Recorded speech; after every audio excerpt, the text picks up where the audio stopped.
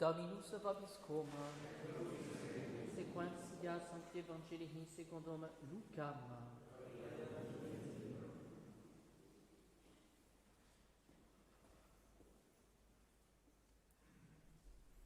En ce temps-là, Marie se leva et se rendit en hâte dans la montagne vers une ville de Juda.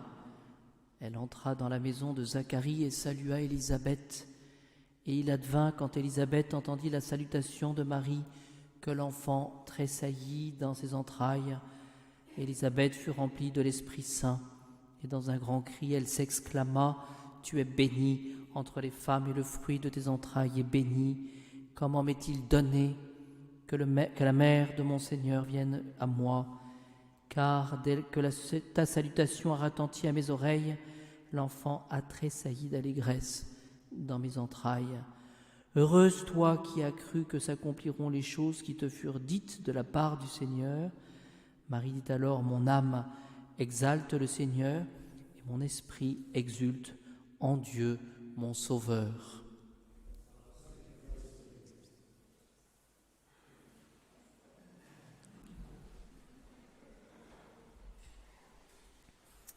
Nous avons l'évangile de la Visitation.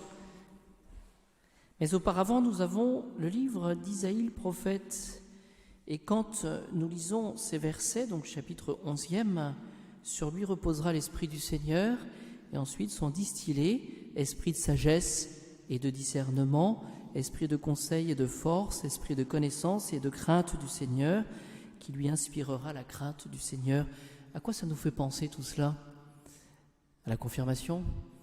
Il y a les dons du Saint-Esprit qui sont énoncés ici dans le prophète Isaïe, ces puissances qui nous sont données, et souvent nous oublions d'utiliser cette ossature, je dirais, spirituelle, surnaturelle.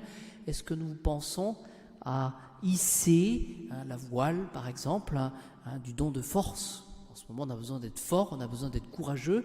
Est-ce que nous utilisons cette voile pour, je dirais, capter l'action du bon Dieu.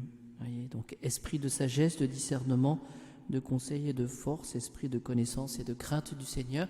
Ces dons du Saint-Esprit nous montrent quelle est l'action de l'Esprit Saint dans l'âme. Voilà, ça c'est la première chose. Dans l'évangile de la Visitation, je vais vous donner un petit commentaire de saint François de Sales. Je retiens simplement cette parole : « Comment m'est-il donné que la mère de mon Seigneur vienne à moi ?» Cette exclamation d'Élisabeth, elle est toute touchée de cette manifestation justement de la charité, manifestation de l'amour. Et nous sommes à quelques jours maintenant de la fête de Noël. N'oublions pas que c'est Dieu qui se manifeste dans sa miséricorde pour toucher, c'est toujours la même chose, à notre cœur, notre âme. Il se manifeste dans sa miséricorde. Alors saint François de Sales se pose la question du motif, du pourquoi de la Visitation. Qu'est-ce que nous pouvons retenir finalement ? Il y a 4 points que je vais énoncer simplement. Notre-Dame, Marie, va rendre visite à sa cousine Élisabeth pour le premier motif de charité. Voilà. C'est-à-dire que finalement, elle sait, Marie, qu'Élisabeth a reçu le don d'un fils dans sa stérilité, alors qu'elle était âgée déjà. Et donc, qu'est-ce qu'elle va faire, donc Marie ? Elle va servir, secourir, soulager Élisabeth, sa cousine. Servir, secourir, soulager. C'est finalement, qu'est-ce qu'elle va faire ? Elle va donner, et donner gratuitement. Et, nous dit saint François de Sales, toujours dans ce premier motif, voir cette grande merveille du don d'un fils dans la stérilité, et se réjouir avec elle. Voilà, c'est-à-dire qu'on est, on tend vers un bien, vers quelque chose qu'on peut recevoir, et ensuite se tourner vers le Seigneur, vers le bon Dieu. Voilà, premier motif de charité. Le deuxième motif, Il s'agit de révéler le très haut mystère de l'incarnation.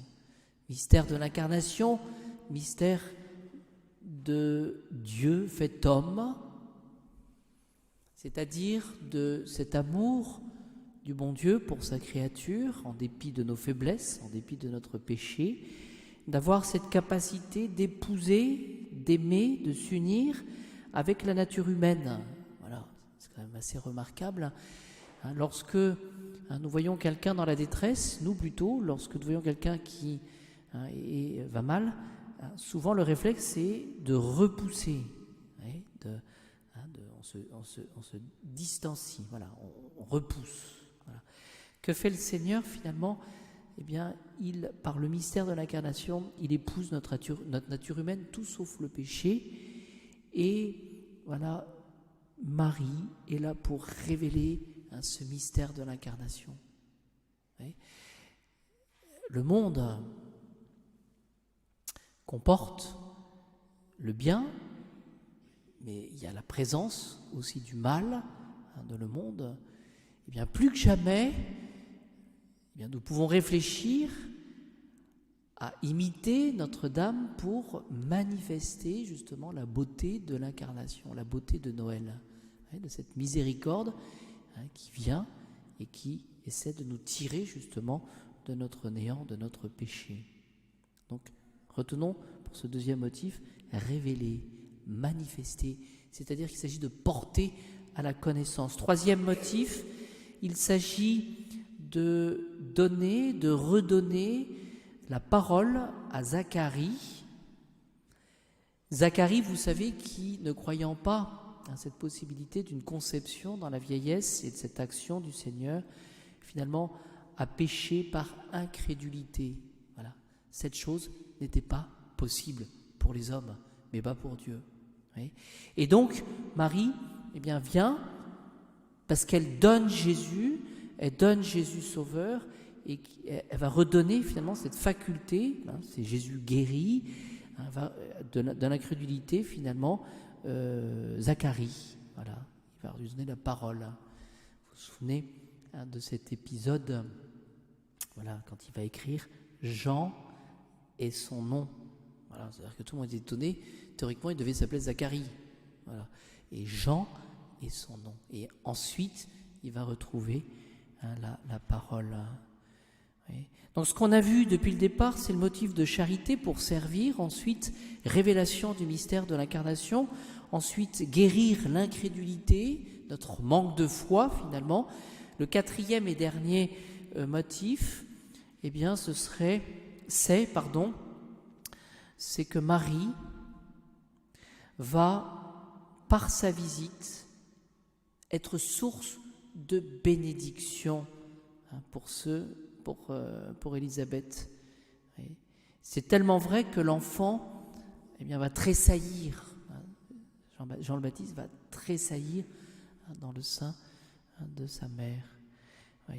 Et donc, nous voyons ce principe que lorsque nous possédons Jésus, nous pouvons avoir cet esprit missionnaire et qu'on n'a plus si on n'a pas Jésus. Parce que finalement, nous sommes les instruments justement de la bonne nouvelle de l'Évangile et donc nous pouvons faire participer, faire goûter finalement cette présence de Jésus dans nos cœurs comme Marie l'a fait pour Élisabeth. Elle savait que sa visite serait une source de bénédiction. Voyez, et nous pouvons réfléchir, à ce bien que nous pouvons faire. Souvent, nous doutons pourquoi ? Parce que nous voyons les choses de manière trop humaine, je dirais. Mais si nous sommes remplis de l'état de grâce, tout simplement, de la vie du bon Dieu, quand nous avons communié, n'ayons pas peur, nous pouvons faire du bien. Voilà.